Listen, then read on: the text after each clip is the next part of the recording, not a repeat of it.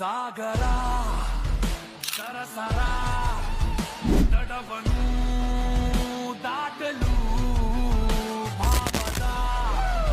ರಭಸವು ಎದೆಯನು ಮೀಟಲು